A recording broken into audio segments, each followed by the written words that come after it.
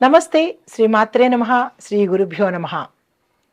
మనకి జ్యోతిష శాస్త్ర ప్రకారము ప్రతి మనిషి పుట్టినప్పుడు ఒక వ్యక్తి జన్మించిన సమయానికి అతను ఏ రాశిలో జన్మించాడు, ఆ రాశి చక్రంలో అతనిది లగ్నం ఏమై ఉంటుంది, ఈ లగ్నాన్ని నుంచి మనం ఒక్కొక్క ఆ లగ్నంలో ఏ రాశిలో ఉన్నాడు, జన్మ జాతకం ఏంటి అనేది పరిశీలన చేస్తాం కదా. అయితే దీనిలో భాగంగా ఈ నవగ్రహాలు కూడా ఈ వ్యక్తి జాతకంలో అన్ని దశలను తిరుగుతూ ఉంటూ ఉంటాయి. అంటే ఒక్కొక్క స్థానంలో ఒక్కొక్కసారి మన జన్మరాశిలో 2 గ్రహాలు ఉంటాయి, ఒకే గ్రహం ఒక్కొక్కసారి ఉంటుంది, ఒక్కొక్కసారి 2, 3, 4, 8 గ్రహాలు కూడా ఒక్కొక్కసారి మన జన్మ లగ్నంలో ఉండే అవకాశం ఉంటుంది. ఇట్లా పరిభ్రమణం చెందుతున్న క్రమంలో ఒక్కొక్కటి కలిసి వచ్చే అవకాశం కూడా కనబడుతూ ఉంటుంది ఒక వ్యక్తి జాతకంలో. అయితే కొన్ని ఏం చేస్తుంటాయి, ఆ పరిభ్రమణంలో మూవ్ అయిపోతూ ఉంటాయి, కదిలిపోతూ ఉంటాయి. కొన్ని వాటి యొక్క పరిభ్రమణ కాలాన్ని బట్టి ఆ జాతకంలో ఆ గ్రహాలు స్థానాన్ని ఆక్రమించుకుంటాయి. అయితే ఇవి కొంతకాలంగా ఏర్పడి అలాగే ఉండిపోవడాన్ని గ్రహ కూటమి అంటుంటాం అన్నమాట. అయితే ఈ గ్రహ కూటమిలో ఒక్కొక్కసారి 2, 3, 8 కూడా కలిసి ఉంటూ ఉంటాయి. అదే కనుక మన జన్మ జాతకంలో మన జన్మ రాశిలో కనుక ఏ గ్రహాలు ఉన్నాయో ఆ గ్రహాల యొక్క ఫలితాన్ని మనం ప్రతి వ్యక్తి అనుభవిస్తూ ఉంటాడు. ఆ సందర్భంలోనే ఇప్పుడు మనం ప్రస్తావించుకునేది ఒక క్రమంలో బుధుడు రవి ఈ 2 కలిసి మేషాది ద్వాదశ రాశుల వారికి బుధాధిపత్య యోగము, అంటే బుధుడు ఆదిత్యుడు కలిసి రాజయోగాన్ని ఇవ్వబోతున్నారనమాట. అయితే ఈ బుధ ఆదిత్య యోగం ఎలా కలుగుతుంది అంటే, ఈ బుధుడు సూర్యుడు కలిసి కొంతకాలం పాటు ఆ వ్యక్తి యొక్క జాతకంలో కనుక నిలబడి ఉంటే దాన్ని బుధ ఆదిత్య యోగము అంటారు. అయితే జ్యోతిష్య ప్రకారం కనుక మనం చూసినట్టయితే ఈ బుధ ఆదిత్య యోగము అత్యంత యోగప్రదమైనదనమాట. ఈ యోగం కలగడమే మహాయోగము. అయితే ఈ బుధ ఆధిపత్య యోగం మనకి ఒక్కొక్క రాశిలో ఒక్కొక్క రకంగా ఉంటుంది. అయితే బుధుడు దేనికి ప్రతీక? బుధుడు సంపదకు ప్రతీక. ఆదిత్యుడు అంటే రవికి దేనికి ప్రతీక? మనకి ఆరోగ్యానికి ప్రతీక. అంటే ఈ బుధ ఆధిపత్య యోగంలో ఉన్న రాసులకి సంపదకి, ధనానికి, ఐశ్వర్యానికి, ఆరోగ్యానికి లోటు ఉండదన్నమాట. అయితే మన జ్యోతిష్య శాస్త్ర ప్రకారము ఈ 2 కలిసి, ఈ బుధుడు రవి ఇద్దరు కలిసి ధనుర్రాశిలో కలయిక జరిగి తరువాత నుంచి తులారాశిలోకి ప్రవేశం చేస్తారు. అయితే ఇప్పుడు ధనుర్రాశిలో కనుక ప్రవేశం చేసినప్పుడు వారి యొక్క స్థితిగతులు ఎలా ఉంటున్నాయి అంటే కనుక, ఏ రాశిలో కనుక వీరిద్దరూ ఒకే స్థానంలో ఉన్నట్టయితే ఆ జాతకుడికి ఆరోగ్యానికి, ఐశ్వర్యానికి అస్సలు తిరుగుండదనమాట. వీరిద్దరూ కొంతకాలం పాటు అంటే 29 రోజుల పాటు ఆ జాతకుడికి వీరిద్దరూ ఆరోగ్యాన్ని, ఐశ్వర్యాన్ని ఇవ్వబోతున్నారు. అయితే ఇంకా కొంచెం కనుక మనం విశ్లేషణ చేసుకున్నట్టు అయితే తర్వాత వీరిద్దరూ కలయిక వల్ల ఏమేమి జరుగుతుంది అంటే కనుక, అసలు ఏ రాశులకు ఎలా ఉండబోతోంది అనేది ప్రధానంగా చూసినట్టయితే మేషరాశికి, మిథున రాశికి, సింహరాశికి, వృశ్చిక రాశికి, కుంభరాశికి ఈ 5 రాశుల వాళ్లకు విశేషమైన ఆరోగ్యము, ధనము, ఆయుష్ ఇంకా అన్ని కలిపి వీరిద్దరూ కలిసి ఇవ్వబోతున్నారు. అయితే మిగతా రాశుల వాళ్ళకి ఏమి ఇవ్వబోతున్నారు అంటే కనుక, మిగతా రాశుల వాళ్ళకి కూడా వేర్వేరు స్థానాల్లో ఉండి ఇదే సంపదను, ఇదే ఆరోగ్యాన్ని కూడా ఇస్తున్నారు. అంటే వీరు ఎన్నో ఇంట్లో ఉంటే, అంటే వారు ఏ స్థానంలో ఉంటే ఆ ఫలితాలను ఇవ్వబోతున్నారు. కాబట్టి ఏ స్థానంలో వారు ఉన్నారు అనే అంశాన్ని మరింత విపులీకరంగా నేను మీకు ఈ బుధాధిపత్య యోగాన్ని, అయితే ఈ బుధ ఆదిత్య యోగము ఈ 5 రాశుల వాళ్ళకి 11 రోజుల పాటు, మిగతా రాశుల వాళ్ళకి 29 రోజుల పాటు, మరికొంతమంది రాశుల వాళ్ళకి 2 రోజుల పాటు ఈ ఫలితాలను ఇవ్వబోతున్నారనమాట. అయితే ముందుగా మనము అసలు ఈ బుధ ఆధిపత్యము, అయితే ఈ బుధ ఆదిత్య యోగం వల్ల ఈ నెల 17వ తారీఖు నుంచి 29 వరకు, అనగా 12 రోజుల పాటు ఈ బుధుడు రవి ఇద్దరు కలిసి తరువాత తులారాశిలోకి ప్రవేశించబోతున్నారు. అయితే ఈ తులారాశిలో యతి జరగడం వల్ల ఈ బుధాదిత్య యోగానికి విశేషమైన ఫలితాలను ఇస్తున్నారు. దానితో పాటుగా ఏ అంశాలు ఇందులో ఉండబోతున్నాయి అంటే కనుక, వ్యక్తిగతంగా ఆర్థికంగా ఏవైతే సమస్యలు ఉంటాయో ఆ సమస్యల నుంచి వీరిద్దరూ ఆ జాతకుల్ని బయటపడేస్తారన్నమాట.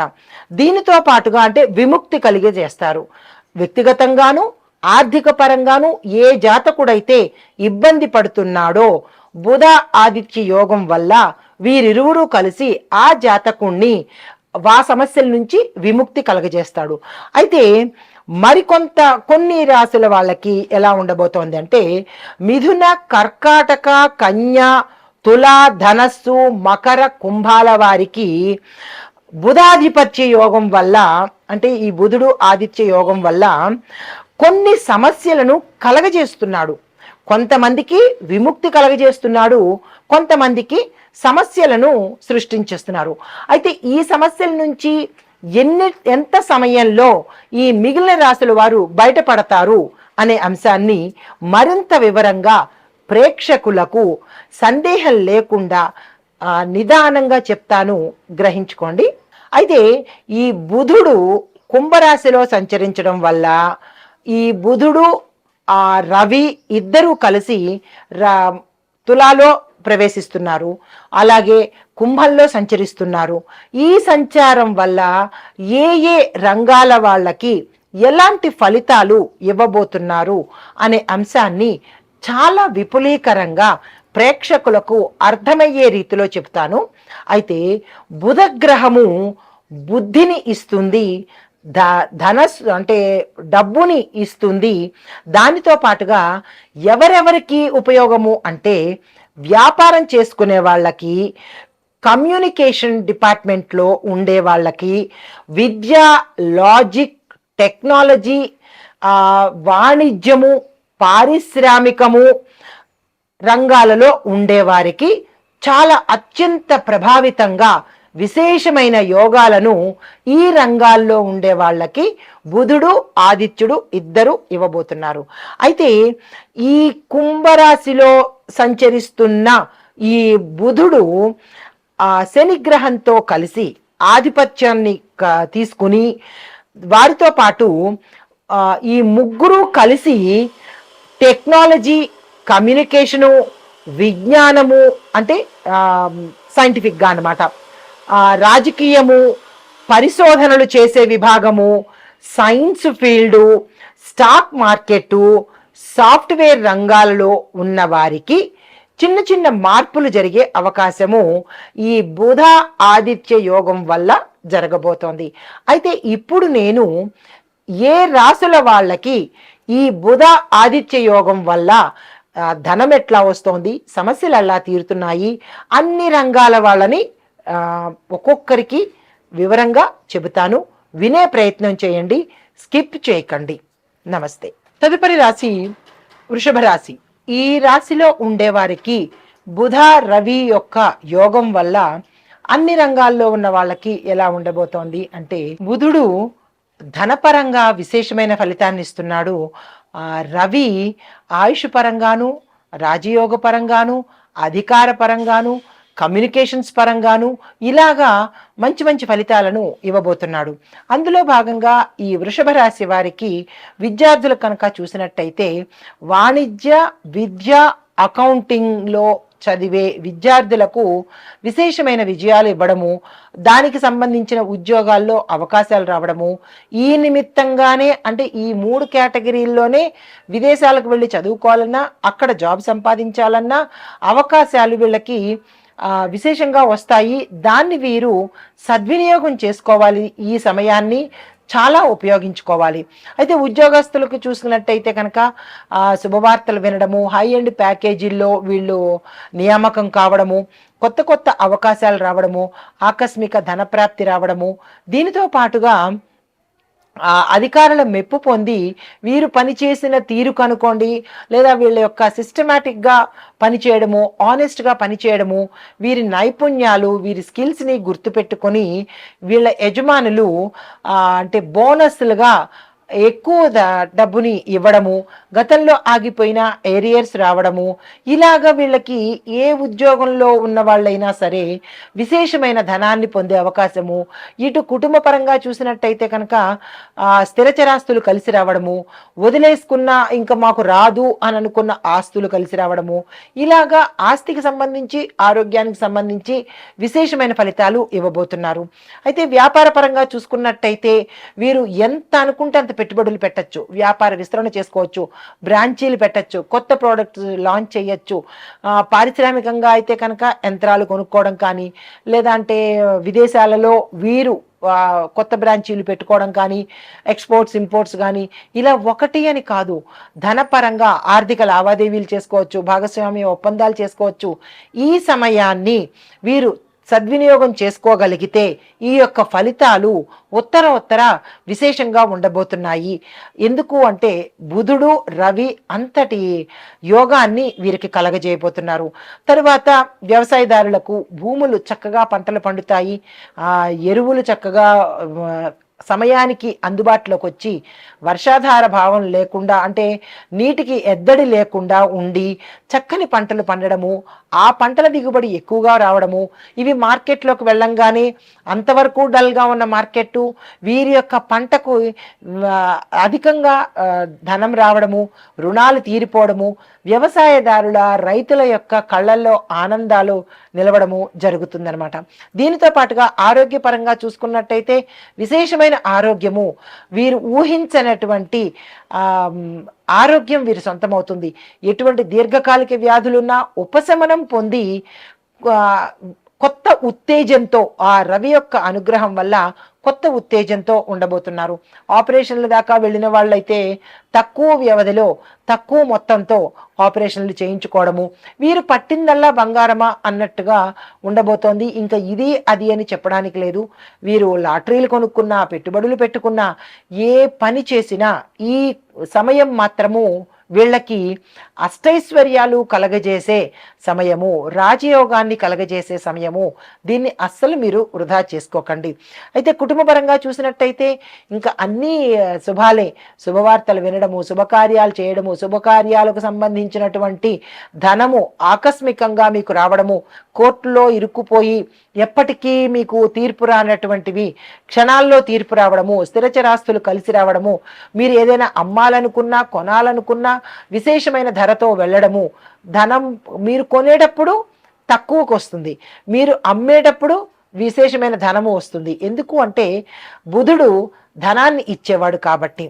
దీంతో పాటుగా కళారంగంలో ఉన్నవారికి, చిత్రరంగంలో ఉన్నవారికి కూడా అవకాశాల మీద అవకాశాలు రావడము, పారితోషికం పెరగడము, వీరు ఊహించని పారితోషికము వారు ఆఫర్ చేయడము, ఇట్లాగా అన్ని ధనపరంగా చూసినట్టయితే చక్కని ఫలితాలు పొందబోతున్నారు.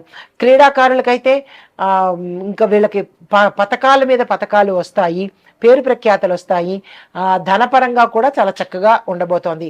అయితే ఇన్ని మంచి పనులు ఉన్నప్పుడు వీరికి కొంత గర్వము, యాటిట్యూడు పెరిగే అవకాశం కనబడుతోంది. అంటే ప్రతికూల ఫలితాలను కూడా వీళ్ళు పొందుతారు. ఎలాగా అంటే అనవసరమైన ఖర్చులు చేస్తారు. ధనం డబ్బులు వచ్చేస్తున్నప్పుడు ఏం చేస్తారు, అది ఎట్లా ఖర్చు పెట్టాలో తెలియక అనవసరమైన వాటికి ఖర్చు పెట్టడం, అది మాత్రం తగ్గించుకోండి.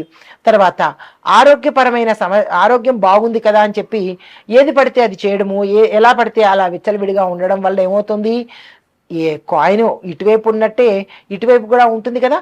కాబట్టి ఈ వచ్చిన అవకాశాన్ని దుర్వినియోగపరుచుకోకండి. అంటే యాటిట్యూడ్ వల్ల అవ్వచ్చు, ఓవర్ కాన్ఫిడెన్స్ వల్ల కావచ్చు, ఇట్లాంటి పనులు ఈ సమయంలో చెయ్యకండి. అయితే మీకు చెప్పదగిన పరిహారము అంటే గ్రాటిట్యూడ్ పరిహారం కాదు. గ్రాటిట్యూడ్ తెలుపుకోవడం ఏంటంటే బుధుడికి సంబంధించినటువంటి మంత్రాలు జపం చేసుకోండి. రవికి సంబంధించినటువంటి దాన ధర్మాలు చేసుకున్నట్టయితే కనుక మరింత మంచి ఫలితాలు పొందే అవకాశము ఈ రాశిలో ఉండేవారికి గోచరిస్తోంది. వీరిద్దరికీ తప్పనిసరిగా ఈ గ్రాటిట్యూడ్ని మీరు తప్పక దీని పరిహారము అని చెప్పకూడదు. గ్రాటిట్యూడ్ తెలుపుకోండి. వారి యొక్క అనుగ్రహానికి ఎప్పుడూ పాత్రులు కండి. నమస్తే.